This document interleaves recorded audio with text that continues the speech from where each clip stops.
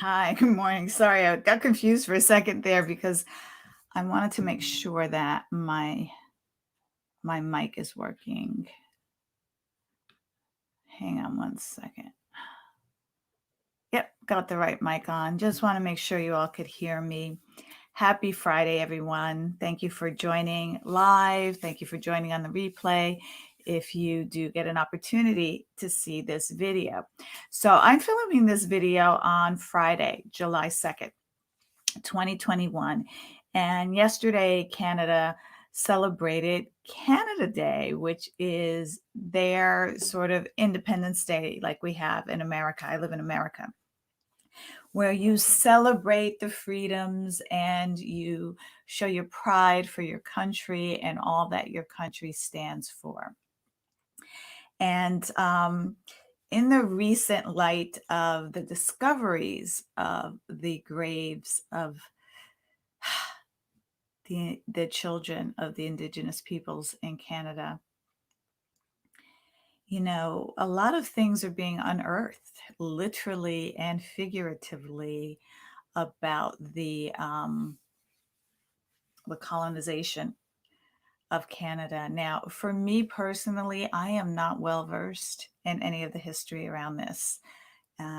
Never have been really good at history, but am making a commitment to really learn before I celebrate, before I share, to just really learn what's under the under, right? What's underneath the superficial layer of what we're celebrating. And so, America's dark history of slavery is under the under of our Independence Day, our July 4th, which is Sunday, which is typically celebrated with barbecues, parades, fireworks, all of that stuff that people make it a holiday for, right? So, Canada Day was similar. I didn't know much about Canada. It's funny because there's a longstanding joke in my particular household where I always say to my husband, "What is Canada anyway? How did it get started?" And are Canadians French? Are they European? A lot of the regions do speak French, have French as a primary language. Like, I was always generally confused, but not to the point where I did any digging for the historical significance of how Canada was colonized. And, with Canada Day yesterday and watching a lot of my Canadian friends proudly celebrate, which, of course, that's history, that's tradition. For me personally, this upcoming 4th of July, I don't feel like celebrating with all that has the history of this country represents. Let me just put it that way. All that the history of this country represents. How can we celebrate freedom? And whose freedom are we celebrating? Hey, Brahanda, thanks for joining, love. Nice to see you. So, then what was it? Tuesday or Wednesday, Bill Cosby was, suddenly released from prison due to a technicality, a broken promise. And his supporters are celebrating his freedom. And it's all of the celebration of freedom is celebrating the freedom of the abusers. Really, when you get under the under, and I know this is hard for a lot of people to hear, but let's just get real because we've been sugarcoating things so long, and sugarcoating is further trauma and abuse to the victims of the abusers, to the victims of the villains. So let's take Bill Cosby, for example. The 80s was my prime. The hair, the purple eyeshadow, going to the disco, got married in the 80s, had my babies in the 80s. Like, the 80s was my jam. And the sitcom, the Bill Cosby sitcom, was a pride for a lot of African-American families because it didn't show a Black family in poverty or as criminals or in jail or scary. They were a typical American, upper middle class family. The parents were professionals, the kids went to Ivy League colleges. They had, it showed white America that Black people love their families. Black people are affluent. Black people are normal people. We're not scary, and we're not all criminals and on food stamps. And the colorful sweaters. I was a huge Cosby fan. Actually, in my early days of working as a dental hygienist in New York City, Felicia Rashad, Debbie Allen, they were all patients of mine. And this was before she got her break on the Cosby Show. Fun fact, the Village People, the original cop in the Village People, Victor Willis, that was Felicia Rashad's first husband. And he was a patient too, and he tried to date me. But yes, I digress. I love throwing little fun facts in there. But my point in sharing that with you is, in spite of what Cosby did and his humor and his comedy and what he did, there's that dark underbelly of who he really was, right? That dark underbelly. Like America, land of the free, home of the brave, a leader in the World Economic Forum, so to speak. But there's that deep underbelly of who America really is. Canada, I heard someone yesterday, do a post on Canada Day, and who's Canadian and a proud Canadian, and all that Canada stands for, and all that the Canadian stand for, and what that country means to them, which is all well and good. Of who they really are at their core and how they got to where they are today. It's in people too. You read about mass murderers and, people who had these seemingly, perfect life and loving family, but they were serial killers. Like, come on, guys. And so when you celebrate, and this is what's coming up for me personally, it may be different for you, but I'm sure that people who hail from, traditionally, historically oppressed communities and peoples, what happens when you celebrate the villain, the abusers, you're adding more trauma, intentionally or not, to those victims. I mean, my heart went out to those victims when Bill Cosby was just released and everything expunged. I'm sure he doesn't have to register as a registered sex offender. The only solace you could have that he did spend some time in jail. There was some, the world knows who he is at his core, in spite of what he did in his career. There's who you are at your core and what you've done at your career. But it's a re-traumatization of those victims, those women. And it wasn't just, one or two. There were many, many, many. And, you can go back to Michael Jackson. Oh my God, I was a huge Michael Jackson fan, like huge. As a matter of fact, when I was 8, he was going to marry me. I was convinced. But my point in sharing that is, what was under the under? And when you celebrate the freedom of the people, of the history of a nation that got their freedoms on the backs of, rape, torture, pillager, stripping people of their traditions and of their dignity and of their humanity, and enslaving them in the many forms that enslavement takes place, even to this day, you are re-traumatizing the victims. And so, it's funny because when you bring stuff like this up, the people who are so steep in not losing their traditions are the ones that get the most upset. But when you look at the history, we talk about Canada Day, how they form these schools to strip the children of their history, of their traditions, of their identity, and of their humanity.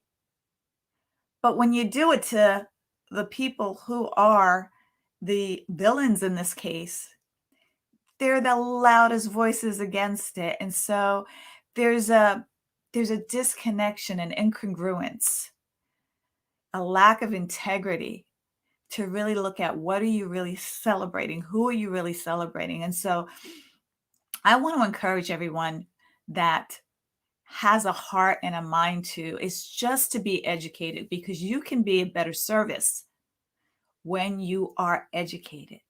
Because a lot of things I celebrated blindly, a lot of people I hailed blindly, a lot of people I followed blindly in the past. But as your eyes are open, just be open to looking for ways where you can acknowledge the truth of the history and still honor and love your nation, but acknowledge the truth, acknowledge the victims.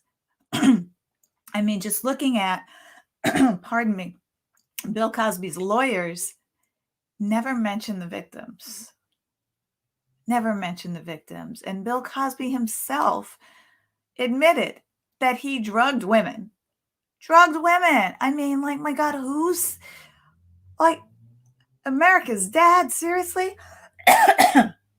Pardon me. But here's what I want to offer anybody who is open. Part of being a leader, especially in these transformational times that we're in. I mean, the world is having a huge transformational shift.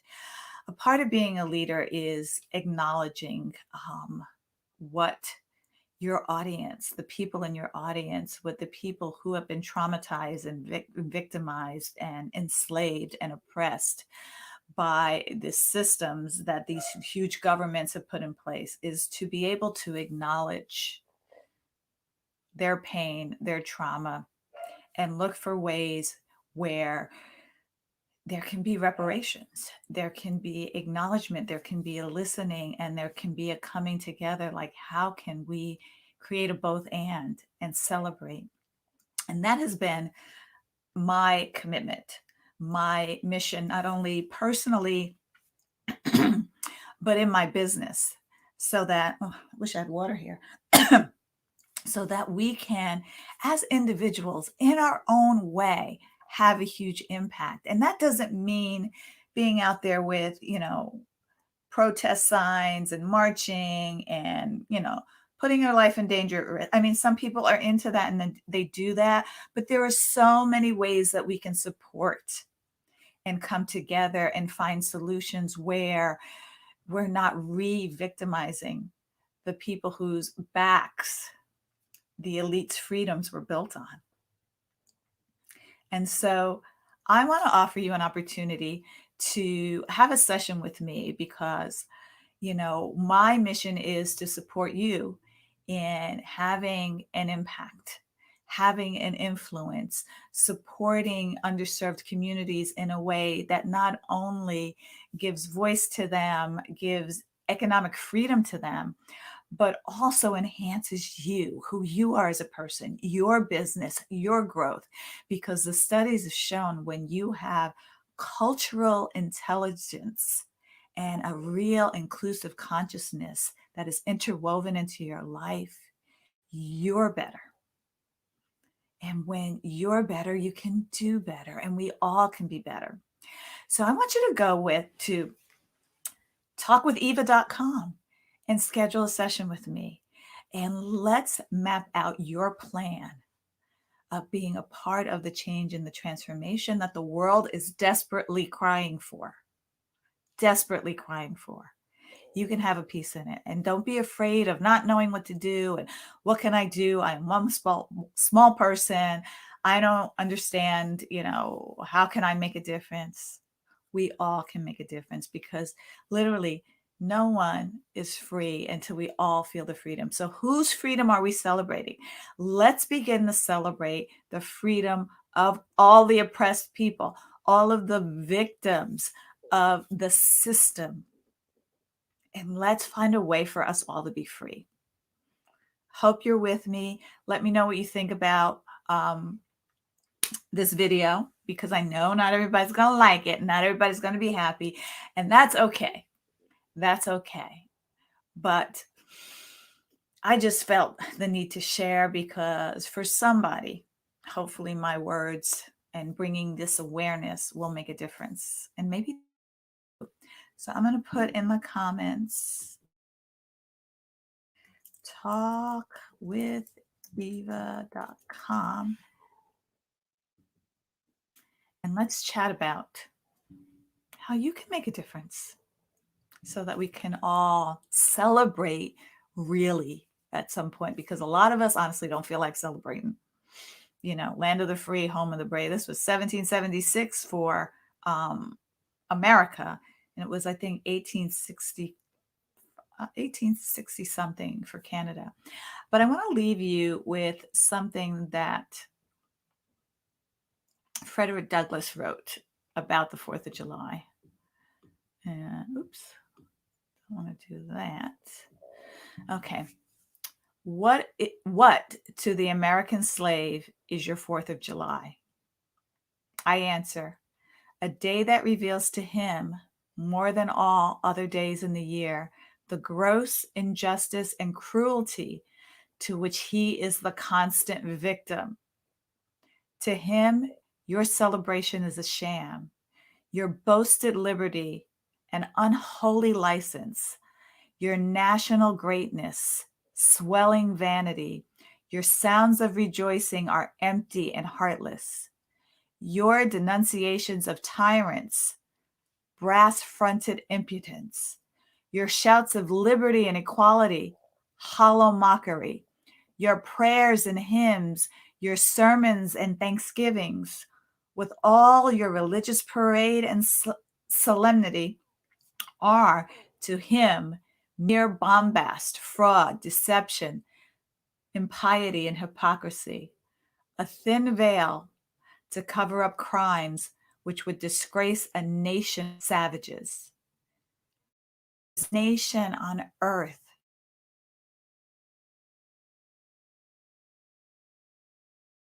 the people of these United States at this very hour.